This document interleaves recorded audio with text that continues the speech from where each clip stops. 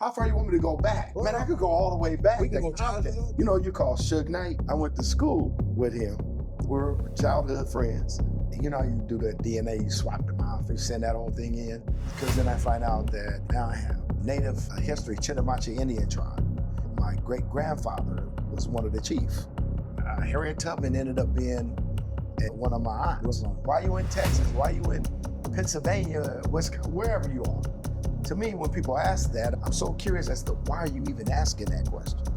What's your purpose in being so amazed that someone is living anywhere? I tell brothers in the diaspora, man, come to Africa, man. No one's trying to disrupt what you're doing here. That's the big thing for me.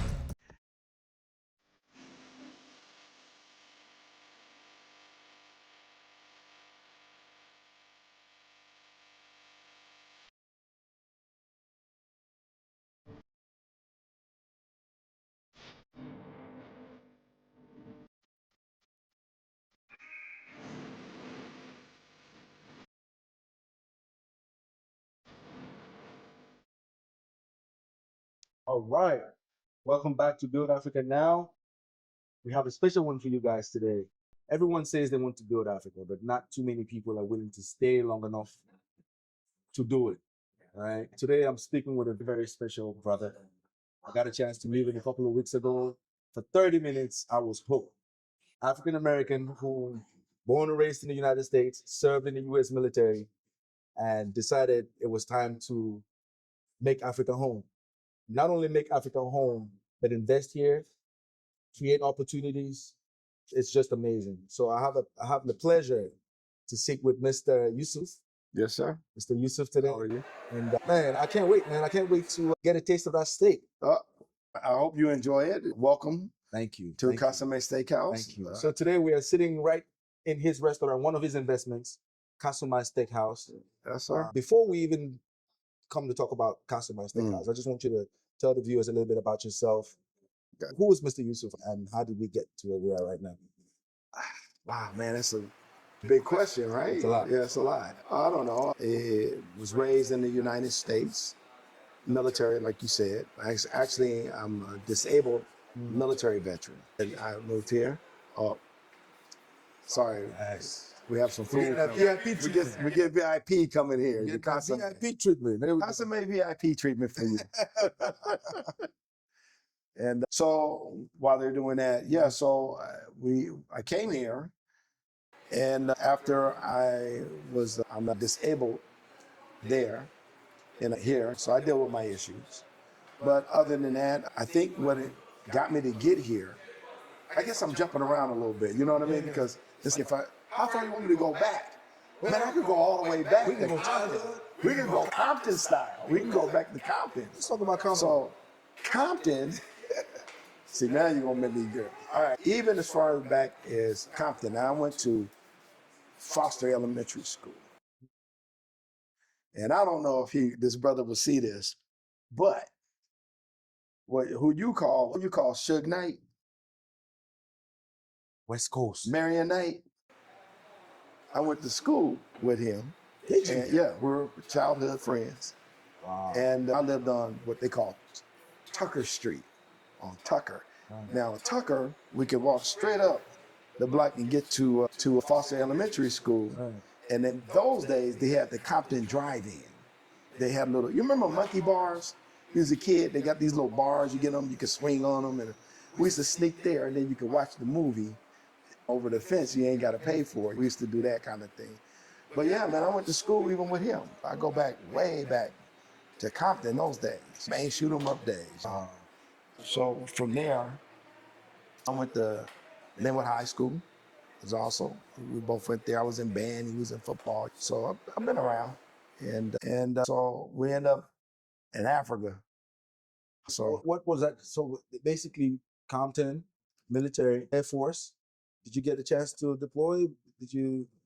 Been a few places, done a few things. Yeah. Okay. Yeah. Okay. So I'm guessing that's where the mindset came from as far as traveling, getting out of your comfort zone, going to other places and things of that nature. Would you say? No, not really. You know that? No, because I have roots in Texas and California. Roots are both places. But I always had this deep inside feeling, man, I don't belong here. Yeah. Kind of thing. So that's really where it came from. It was always, there's got to be, the world is big. There's got to be more out here. It can't just be this. It can't just be the police harassing you and beating you up. All the nonsense that goes on, the hood life. It's got to be more. And that's what even led me even in the military, do some world travel and that type of thing. But even then, though, I felt that draw, that push toward Africa. It was always there.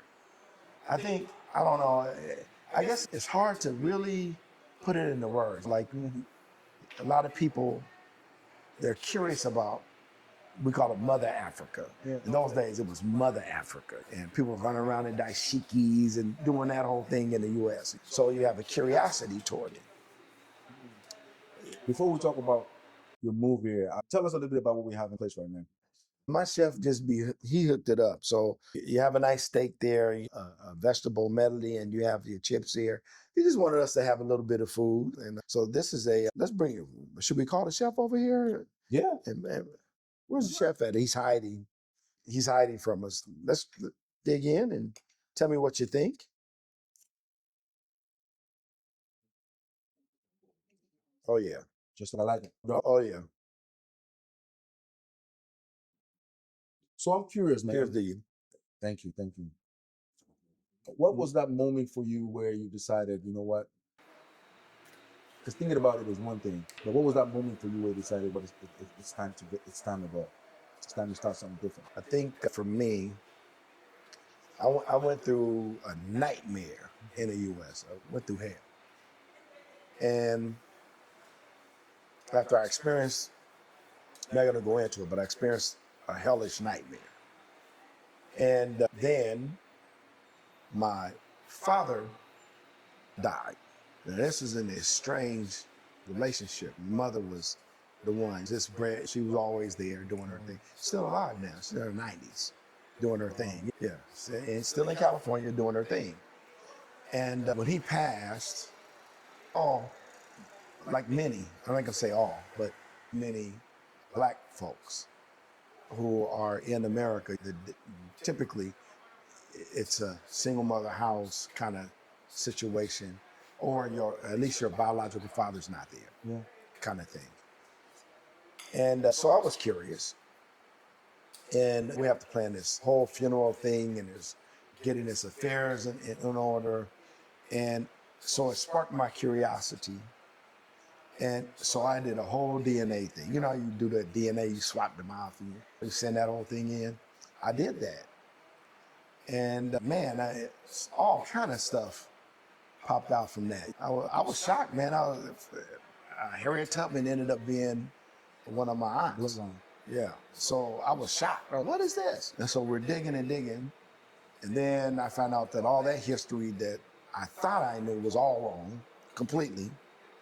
Because then I find out that now I have American Native history, Chitimacha Indian tribe, which is what my great-grandfather was one of the chiefs of that tribe.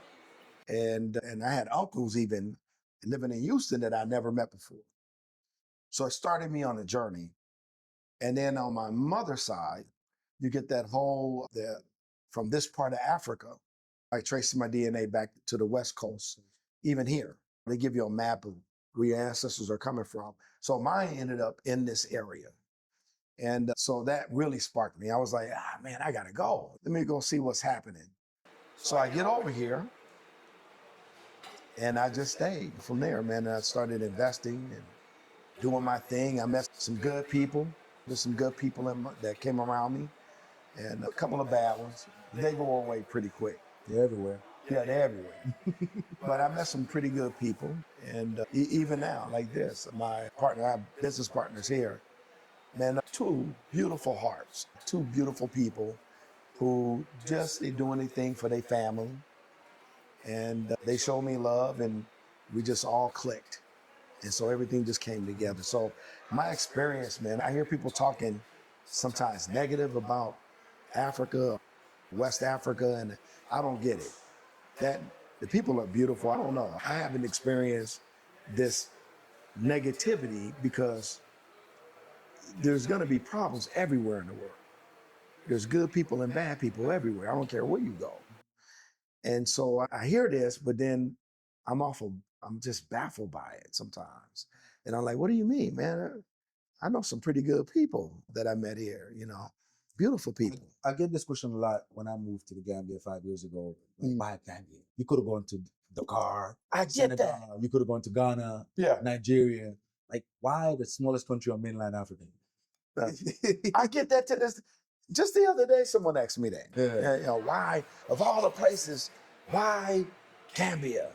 I'm like, why not Gambia? Why not? Why does it have to be a reason, for that matter, that you are here? Because why are you in Europe? Why are you in Paris? Why are you in the U.S.? Why are you in Texas? Why are you in Pennsylvania, wherever you are? Why are you there? That's, to me, when people ask that, I'm so curious as to why are you even asking that question? What's your purpose in being so amazed that someone is living anywhere? So I never understood that. What was the one shock factor for you when you came for the first time? Because I know before you finally moved 5 years ago, you've been going back and forth for a long time. Yeah. Like that first time when you came for the first time, what was the first thing that you were like, whoa? It's gonna seem strange. No. Try it. In the U.S., the police are your enemy. Let's just put it out there for people of color. These are not your friends, because when you go into their presence, maybe you leave that transaction, maybe you don't leave that transaction.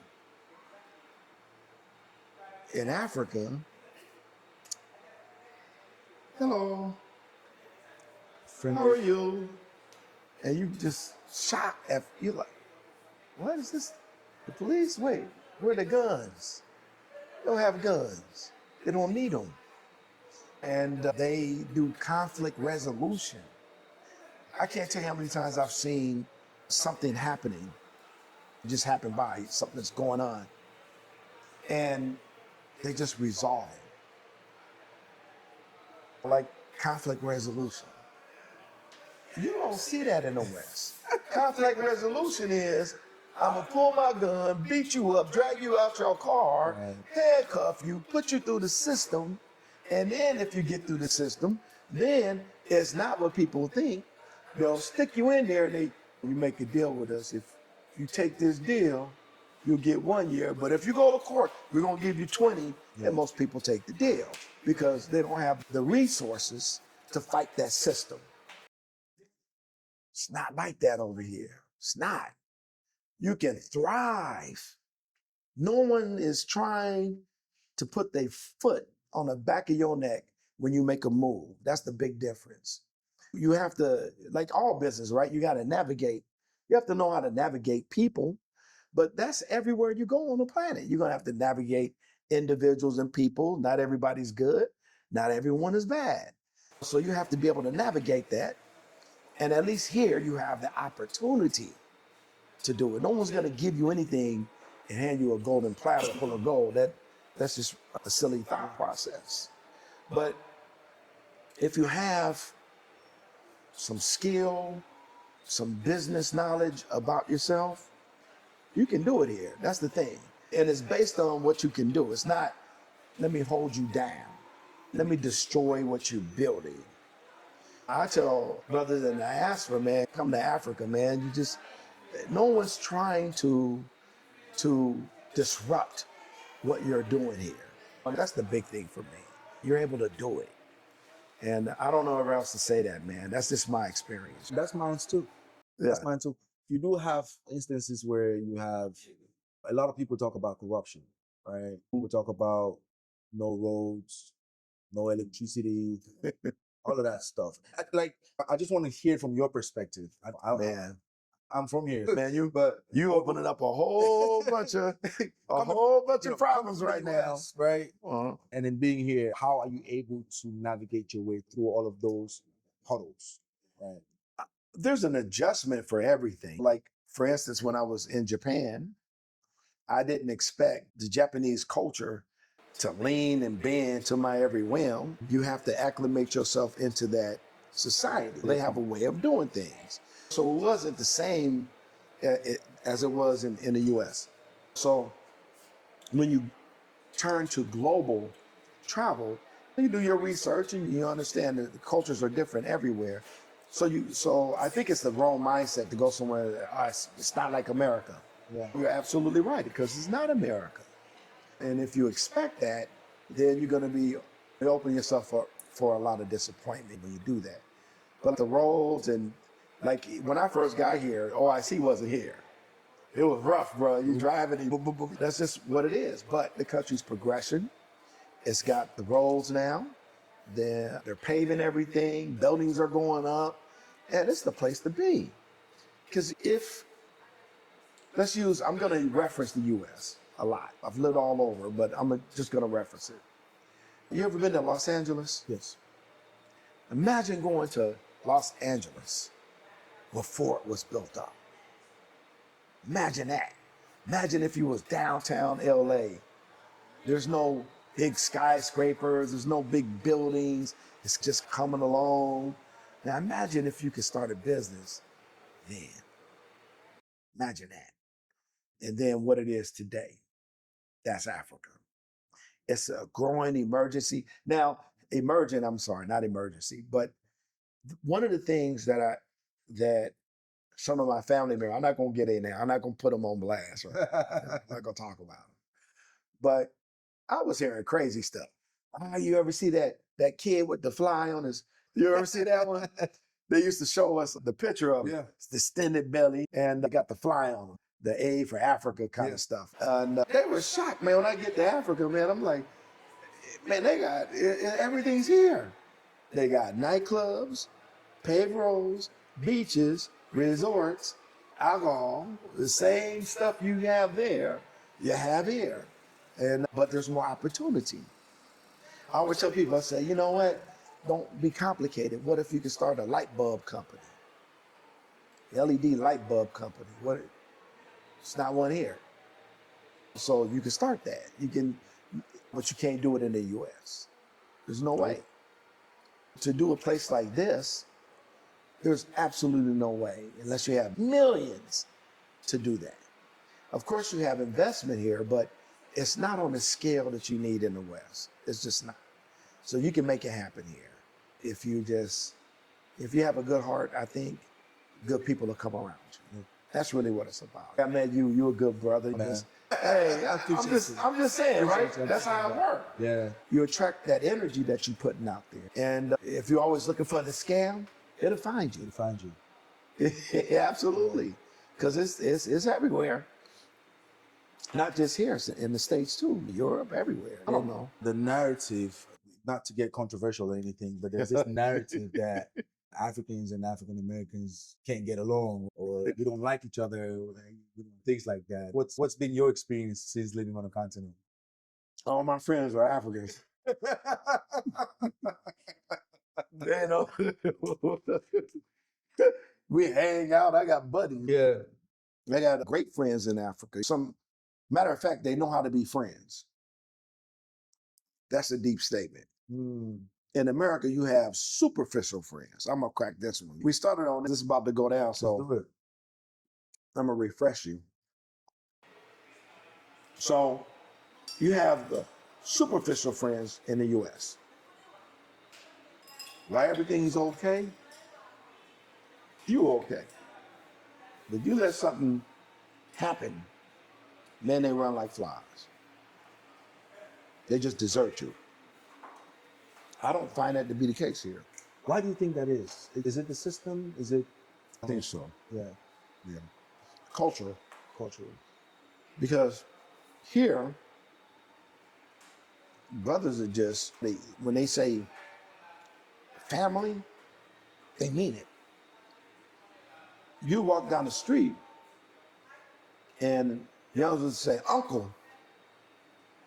Now I hear you, uncle, auntie, father, mother. And it's built into the culture. It's quite different. So my African friends, man, are great, man. I can pick the phone up and them brothers are be there just like that. If I say, hey, brother, I need this. Oh, no problem. Here I come. Now, if I did that in America, man, I'm asleep. Call me back in the morning. Click. That's what you would get. And man, I have no problem. I don't know what the controversy is, man. Is it real? I don't even think it's a real Well, controversy. the narrative is real. I don't. Is think it? Or is, I don't think it's actually real, but the narrative is real as far as it's intentional. It was put out there for a purpose to Yeah. keep us apart. it had to, because I don't find that And here. from then on, it's about who believes it or not. That's propaganda. And then it's propaganda, Yeah, exactly. They right. create that fear. Yeah. And for those on the continent, before they ever step foot in the United States, they already know what gang violence is. They already know what's happening in the hood. They already know, And before African Americans visit Africa for the first time, they already know about the kid with the fly on the mouth and the giraffes and the lions and and things like that. So when you believe that, and then it makes it real to you. You just brought something to my head. When you meet an African or an African American for the first time, tense. Oh, really? that's who they were talking about. That's what I think. Wow. And then you get to know them, and then you realize, wait a minute, That's not what you think. Yeah. you're just like me. Yeah. We're the same people. We're the same people. Live by the same lives. This is what I say. I always tell people, I said, the only difference between me and you, your ancestor ran faster than mine. Mine got caught. Yours didn't. Yours kept running fast. That was the only difference. But also, though, what you just said, it brought something to mind. I say it to my family here all the time.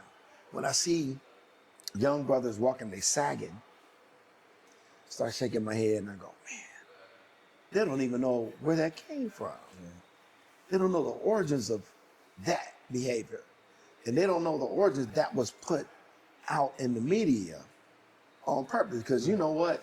I try not to be controversial. I'm going to say something, but I'm not going to say all of it. But if you're intelligent, you can figure out what I'm saying. So certain people will only finance other people who put out the imagery that they want to put out. So if you're putting out that imagery, you get financed.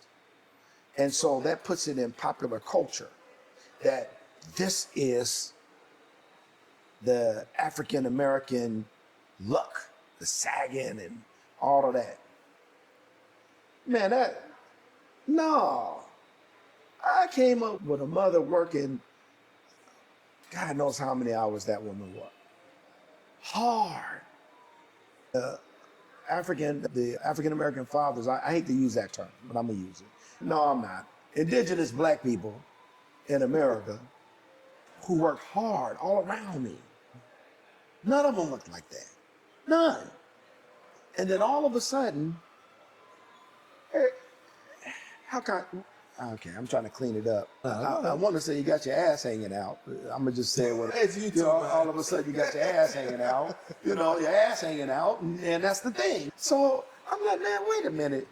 None of my brothers, now there's a lot of us. So there's 8 of us in my family. And my older brothers, one's passed. And none of them did that. So I'm like, now I'm in Africa. They're not in Compton. They're not in Chicago. They're not in New York. They don't even have the gang culture that was there during that time. But that came up because of what was going on to our people with systemic racism and all of that was going on. Fighting against a system that's beating, killing, destroying, burning. That's where I came up. That's how I feel about institutionalism. That's how I treated us. How did that get over here with the sagging? No, that's through your rap videos and all the imagery and all of that. And they just doing it because they think it's cool. 1 o'clock in the morning, you got sunglasses on in Africa and your pants hanging off your ass. Culture travels. But it does, man. That indigenous black people culture, man, that's some powerful stuff, man. Powerful. No one is teaching that. They not. But it's a little scary because when I look at that and I go, man, but wait a minute. We had UEP Newton, activists showing you the way. there's countless Black positive people in history that were doing great things, and they just bury it. Just that didn't exist. You had what was going on Black Wall Street, burn it to the ground, destroy that culture. And then when I come here and I'm looking around, yeah, and I'm looking around and I'm going, man, what are y'all doing? Where's your book, brother? You in the land of paradise. People don't know that. They don't. They think it's in what they call the Middle East. Y'all, you're so off basis because history is being manipulated and destroyed. So all of those things is part of why it is what it is now. Why Blacks or African Americans think that Africa is not the place to go. That's all propaganda. You just caught up in propaganda. This place is beautiful women, beautiful men. If you're a female, it's everything you want. You got culture, family. It's very family oriented, very community based. That's one of my favorite things about the Gambia, actually. It is. The Gambians are, man, this is a beautiful country. And people always say, yeah, why the Gambia? Man, the people are beautiful. Just beautiful. You walk down the street here and the police will wave at you, know your name. Brother, how you doing today? I think there's this mindset that to go somewhere or to do something, it has to be one better than where you're at. Yeah, that's whoever defines better is up to them. Mm-hmm. But most people would think infrastructure. They would think roads. They would think they gotta have McDonald's. They gotta have what I'm used to. So we haven't been built. We haven't been trained to think building. Like you said, imagine being in LA before the story buildings and the skyscrapers and things like that. I really do see Africa like that, especially when you think about the age of the population right now, the youth population. Africa is going to be in 2050. Oh, it will not look the same. It'll be the youngest continent in the world. Yeah. You know what I mean? So there's just so much opportunity. Brother, this place is definitely the future. I have my son here. I have an estranged relationship with my babies in the U.S. Like I said, we went through hell there. But here, the whole culture is about family unification, keeping everyone together, respect your mother, respect your father, respect your uncle, respect your aunt. It's all about respect. Right. And you're held accountable to those things here. But in terms of business, that helps in business as well. You can truly have a family legacy here and build a business. Not so much in America. Not so much. That's a complete credit-based system. Here's the difference that I see. Use my own example. Like in America, you'll have a house. I help my mother with her house. But you have a mortgage. Right. And sometimes those mortgages are 20 years, 30 years, 40 years. You miss 4 or 5 payments, see what they do to you. They're talking about coming up with a 50-year mortgage now. Yeah, ridiculous. So literally 50-year mortgage, right? Yeah. So by the time you qualify for this 50-year mortgage, you're in your 30s. If you're lucky, late 20s. So you're in your retirement age before you supposedly own the home. And even in that case, you still own the property tax on that home. Right. And if you don't pay that, they'll put it up for auction and sell it from underneath. You don't own anything in America. But here, when your father builds you something, it's yours. Forever. Generational wealth. And I think that's a real valid point about owning what you build. Yeah. So you can have true legacy, which is, it's not that it's impossible in the US. But you got to be the 1%, right? You got to be the super rich. But see, that puts it out of your reach. Be the super rich to live a comfortable life here. Are you the super rich? No, sir. I'm not either. So that puts it out your reach. So that puts it in land of impossibility. And that's the propaganda of America. The propaganda is, you can do it too. But the reality is, we can all go out and play the lotto and all win it. Yeah. What's the odds of the lotto? So, you get what I'm saying? So, when people say things like that, to me, I laugh at it because I'm like, Bro, that's not realistic. Give me a realistic goal. Because how many players, let's say for instance, I told brother, I said, listen, brother, everybody want to be in the NBA. How many players are in the NBA? How many thousands of people are trying to get to the NBA? Yeah, not a lot of people sit down and think about the odds of making it to the NBA. They don't. But what they do is they dismiss it altogether. They dismiss here, Ghana, all the other African countries. There's a lot of African countries. Africa's beautiful.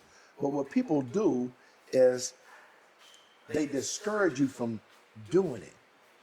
So my thing is, if you're trying to discourage me from making a move, what's your motivation in trying to discourage me from making that move? They're projecting. It's fear. Exactly. But people grab onto it. I have family members, man, that are highly intelligent people, highly educated, won't come to Africa. Even though I'm here, your brother's here, won't come. Nah, miss me with that. But when you video chat and they're looking, I see you looking. I see you looking. So they're looking, and they're like, wait a minute, hold up. This is not what I had in my mind. Because in their mind, they've been programmed to think so negative of the motherland that they won't come. But here's my question.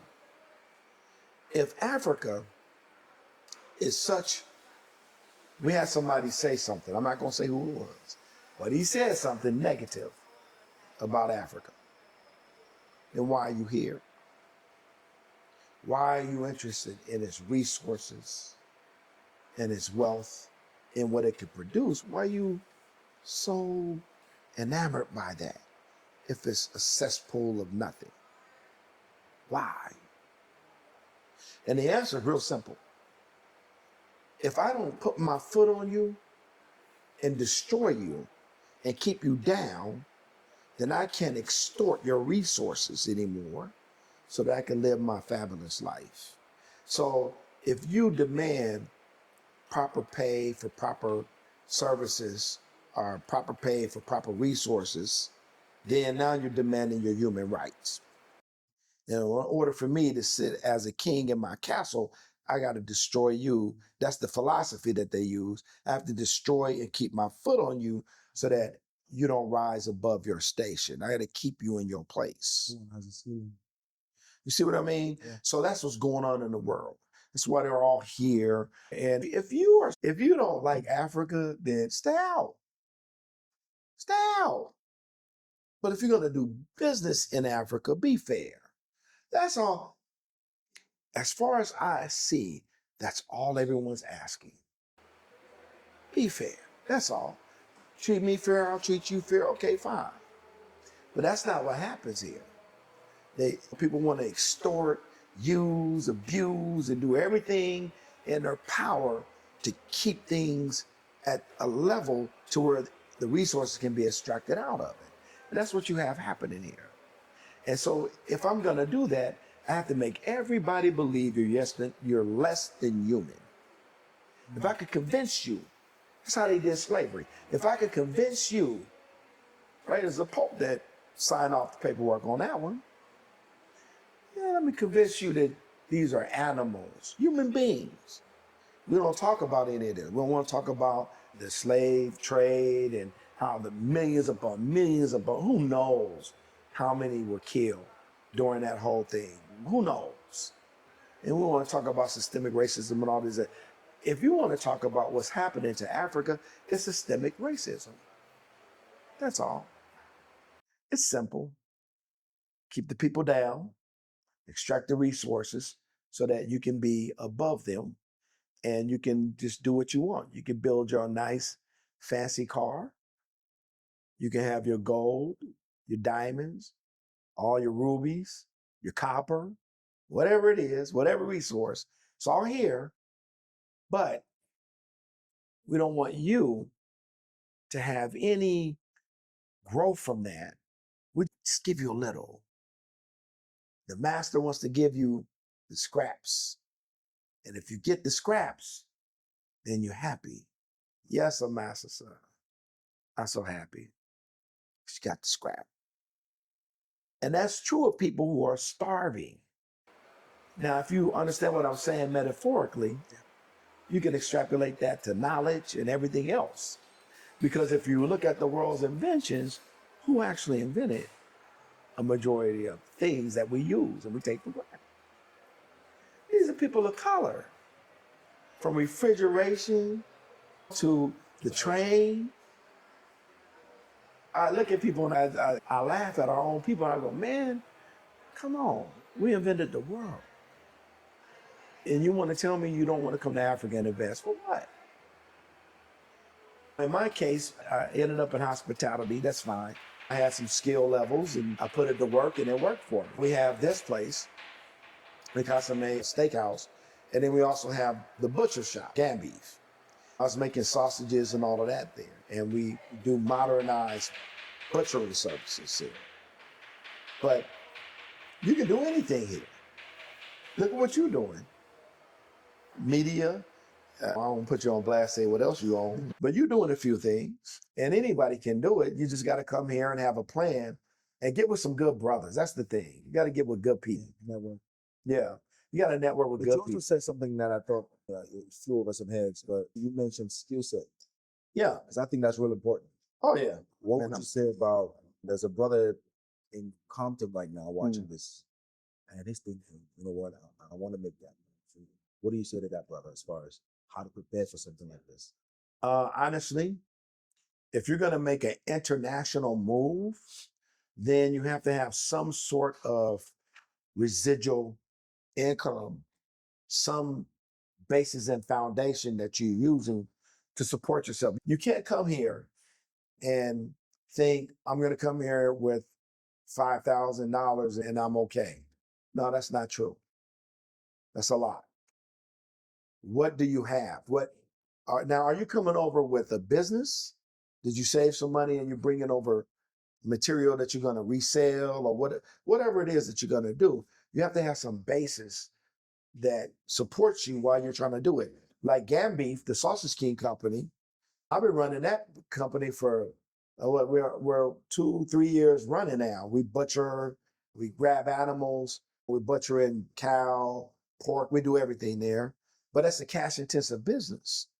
You get one cow here, what is that, about $1,500 per animal? You gotta have cash money to do that. And then you have to have the resources for your facility, your electricity, all of these things to sustain you. So you gotta have money. So whatever that source is, I don't know if you're doing, I don't know, what's the thing now, man? They're doing this, they're online, working, YouTube channel, whatever. You gotta have a source of income.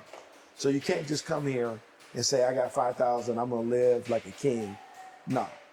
Now, is it true you can be a retiree and come here? Yes, that's true if you live within your means. So you can't come here and think you're gonna live in the Trump Tower. We don't have that here. Oh, for that $2,000 a month? You're not Social Security check. Yeah, but if you live, you can find a decent housing though. Absolutely. You can do it.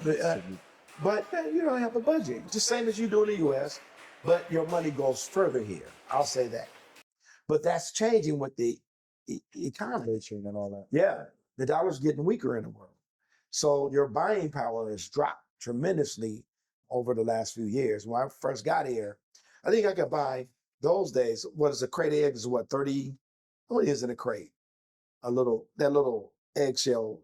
Oh, it's it depends on where you're getting it from. At $2.75. It used to be. It used to be. So that's what in dollars? What is it? It's about $5. It used to be, but now $300 for the same thing. $350. Yeah. So it was like $7 now, something like that. Yeah. So the economy changes, and you have to be able to withstand that. So yeah, I tell brothers, man, come. I'm with a group of brothers now, man. I'm not gonna put them on a DJ, what's up? Yeah, I tell my friends and them. But I know one brother, man, this brother's going around he's building Airbnbs, Botswana, South Africa, and here. Yeah. This brother's bouncing around. And that's what he's doing. He might build a small little Airbnb, go to the next day, build another one. And this brother internationally traveling, enjoying his life because he's building things. So you can do that, absolutely. Real estate's good here, but you got to be careful with real estate. You got to have a good lawyer, do your research so you don't get scammed. And if anybody's watching, if you come to Gambia, look me up. I don't charge no consultation fee. I don't want nothing from you. I don't want to charge you a penny. And those are the brothers you want. Now, I'm not trying to knock brothers who make their ends from doing that. Right. But if you have that, let me help a brother mindset out, then help him out. Then there's no agenda. Then that's the person that you can really, truly take their advice because they're not trying to get nothing from you. They're not trying to charge you. I don't want to charge you a nickel. I don't need to do that. I would rather build friendships and long-term relationship. And this is what I always tell people. I say the problem that with a lot of us is that we have the wrong mentality. So let's take you, for example. Right. I meet you, let's say you just came up and you come to me for advice and I just give you honest advice. There's no money exchange. There's none of that. This is what happened to me. This is how you navigate that situation. And you do it. Well, in the future, if there's some business that you might want to conduct, maybe you'll come and we'll do business. So that's a proper relationship. But if you come to me, I say, yo, brother, man, you want to talk to me, give me whatever it is, 20,000 Delasi, 50,000, whatever. Or give me $300 and I'll talk to you. What is that? What is that? That's not community. You're just trying to extort somebody who don't have enough information, and you're going to take advantage of that person when they come into the continent. I just disagree with that. I think you should freely share, and you help each other. You bounce ideas, and then that person knows. I have a brother here, man. My car broke. This is American. This brother been here, and my car was broke. This brother dropped this. He has a business where he has these taxi vans. And brother just dropped the keys in my head. Here, brother. When you get done, call. And I had that thing for a few weeks till I bought another car. Brother never asked me for nothing. Me and this brother are very good friends now. And it's reciprocal. I do things for him, not because I have to. This brother was just good. Right. Just a good brother. And I'm going to put him on blast. That's Bilal. He rents tents out. And he does a lot. That brother builds schools. He's doing things here that he doesn't talk about it. He don't want nobody to talk about it. You met him. That's that. Oh, Bilal, yeah. Humble. Good heart of gold. You'll never know that brother does all of that. You'll never know it. So I'll say it because since he won't say it, I'll say it. He's one of those. So there's brothers like that, like you, who are here that they don't want nothing from nobody, just helping other brothers build in Africa, trying to encourage others to come here. And I commend you, man, on that. Yeah, it's huge. It's huge. That's why I love you to death, man. That's what you do. I appreciate you. That's what you're doing. Man, that's rare. It's rare because everybody got their hands out. Yeah. Not everyone has their hands out. Many have their hands out, and you just don't have to deal with them people. And I wouldn't. I would not deal with them. Because any information that they try to sell you is freely available. You can get it. You can get it. You just need to find those few. Ask around. So people say, man, how do I do this? Man, I know a brother that's doing that. And that's who you send them to. But all this, let me get some of this and that. Now, on the downside, you got to pay the tax. You know what the tax is? What is it? School me on the tax. There's always a tax to get something done in Africa. There's a tax. There's always a tax. And if you won't pay the tax, you're not going to get nothing done. That's the truth. It's just the truth of the matter. Right. But that's how it works here. It's the same in America. They just cloak it better. They dress it up. They call it a different name. Yeah. They call it a license. And I'm like, what? A license to do what? A piece of paper? Yeah. You're going to make me pay 100, 200,000 US dollars to sell, that keeps you out of the business. In the meantime, in the back room, they friend. Yeah, they friend in the back. He ain't paying that. You don't pay that number. You pay that number, but they friend not paying that number. That's reality. That's wild. So when I came here, I was like, wow, man, this is a level playing field. Okay, let's do it. And you could just thrive here. So doing business here, what's that been like for you? They have rules like everyone else. And I find that mostly, my experience is different than everyone else's.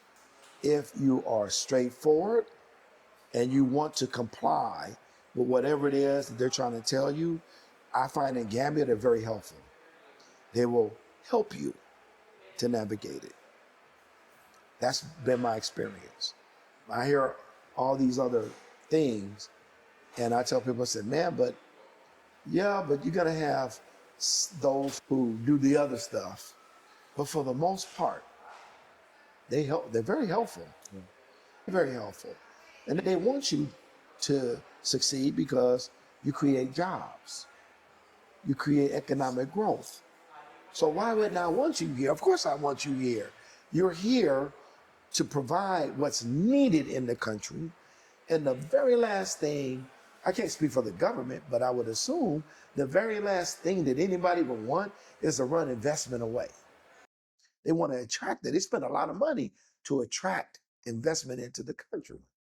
And I find that true of all of West Africa. If you come with the right motives, you just want to come and do business, you want to grow, you want to invest, then man, you can get all the help you want. You really can.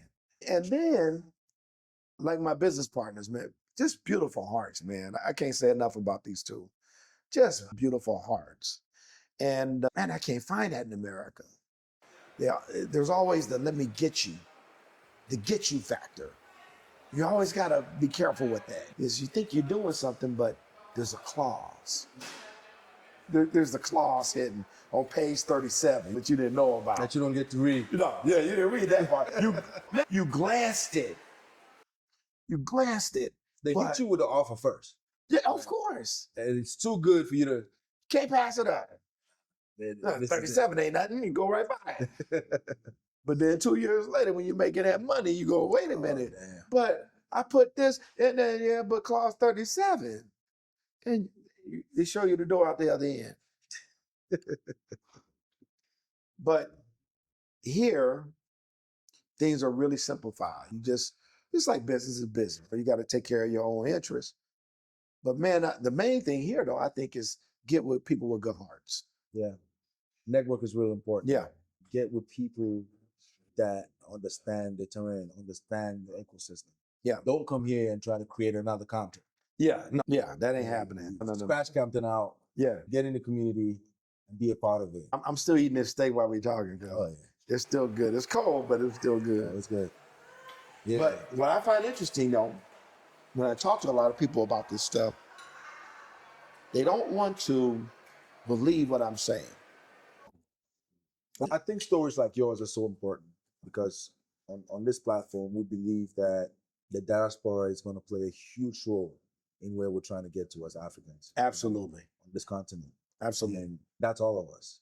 Yeah. So I think there's so much lack of information and there's not a lot of sharing information. Mm-hmm. And that's what this platform is. What I was just saying. That's exactly what you were alluding to. Yeah. You have to freely, we have to freely share. Right. And then in that environment of us sharing and helping and building, then we all grow from that. You can't, it's a simple thing. I try to teach people, why would I try to extort you? Maybe that's a harsh word. Why would I try to charge you to make $5 off you from a small interaction? But if I help you, we can make $1 million deals later. That's if you get the deal. If you get the deal, because I'll be a devil's advocate. Sure. What about the folks who would come to you for free information and then give the deal to somebody else? That's okay. I don't care about that. Right. The bottom line is that I'm not God. Yeah. Nowhere near it. I'm the most flawed person. I was telling you off camera, I'm probably like when they had the kings and queens, they had the court jester. I'm probably God's court jester. I'm his biggest fool. But he tends to take care of his fool. Maybe I make him laugh. And he said, boy, that character right there just cracks me up. Let's help him out a little bit. And I get help. And so it's not by any means, I don't think that the things that I'm able to accomplish here are in of itself mine. No, it's a team effort. There are people here that my family, for instance, my family here in Africa, I couldn't do anything, get it done properly if it wasn't for them. They're critical. They're critical in what I do. And I'm not going to put them on blast. I'm trying to talk cryptic and all of that stuff. But yeah, you have to have a team operation in order to be successful here. Right. So you don't do anything by yourself. The whole African thing, going back to Mahat and all of that, you have to have a team mindset here. So if you decide, I'm going to go this direction, you'll get your due. I've seen it a million times here, where somebody tried to mess somebody over. They get away with a little while, but eventually one day you'll pass it. But man, what happened to you? You don't know what happened to you. You were shady. It caught up to you, and everybody stopped messing with you. But if you have a good reputation, whereas this brother is honest, it gets, man, Africa's small, man. It's the biggest continent. It's big. It's a lot of people here. But in terms of when I say it's small, news travel fast here, bro. I used to think, right, that, in the hood, you got Miss Mabel. She got all the gossip. Man, Africa, 10 times worse, bro. These cats here, man, they know stuff, man. You be like, what? You know that? I don't know what it is, but they know information here, bro. They just know. If you sneeze wrong, somebody somewhere know you sneeze wrong. You'll hear about a week later. Brother Bilal told me. I'm like, oh, man, come on, really? So reputation is everything here. If you treat people honest, they'll know about it. If you treat people dishonest, they'll also know about that too. And then people won't mess with you. You can't do a deal if you have a reputation of screwing people over. Would you deal with them? Of course not.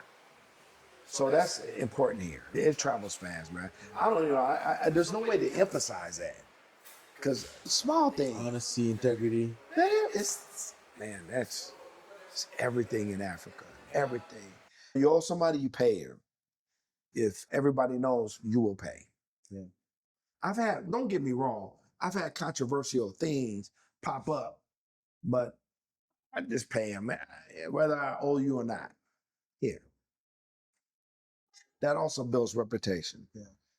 That reflects badly on you. You took something that you know you didn't deserve. I paid you anyway. I just want you to go away. I just won't deal with you again. And some people go, oh, that's bad. You pay people in America with all the time. And you're okay with that. So don't come over here putting Africa down. I'm a fierce advocate for Africa, man. Don't come over here talking about nothing. To me, man, this is I'm having a great time. I don't know what else to tell you. That's a great segue into what's next for the empire. Man, who knows? Who knows? Having fun. God knows. God knows. I could be gone tomorrow. I don't know. I can't take none of this with me. None of it. The Egyptians tried, but they failed. They digging it up now. Sticking it in museums. You're not taking none of this with you. I don't care what you do. No. Oh, your Maserati, no, it's not going there.